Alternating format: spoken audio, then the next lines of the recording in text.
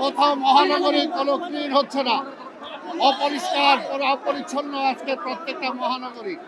কাজে সেই কারণে এটা একটা চ্যালেঞ্জ আমাদের মশা।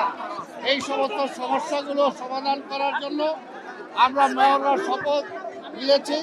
আমরা আগামীকালকের মধ্য থেকে 6 মাসের মধ্যে ইনশাল্লাহ জনগণের এই সমস্ত সমস্যার সমাধান করে জনগণের ক্ষমতা জনগণের কাছে আমরা অর্পণ করব।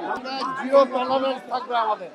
তো সেই জায়গায় আমরা অবশ্যই চেষ্টা করব, যদি কোথাও কোনো দুর্নীতি হয়ে থাকে তাহলে সেগুলো সরকারের যথাযথ পদক্ষেপ গ্রহণ করবে, সেটা অন্তত আমরা বলতে পারি।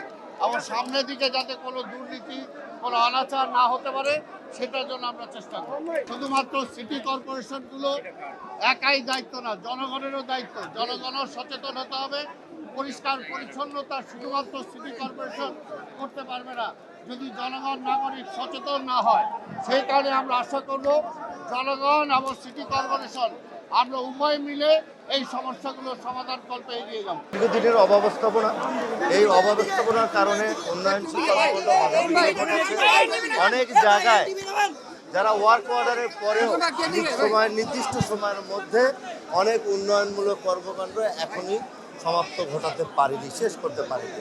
এই বিষয়গুলো আমরা অফিস যেহেতু করিনি, আমরা কালকে আশা করছি আমরা অফিসে যাব, যাওয়ার পর কর্মকর্তাদের সাথে কথা বলে যেখানে যেখানে অব্যবস্থাপনা আছে সেগুলিকে খতিয়ে দেখে আমরা নিয়মতান্ত্রিকভাবে আমাদের কর্মকাণ্ডগুলো সততার সাথে নিষ্ঠার সাথে আমরা করে চলব।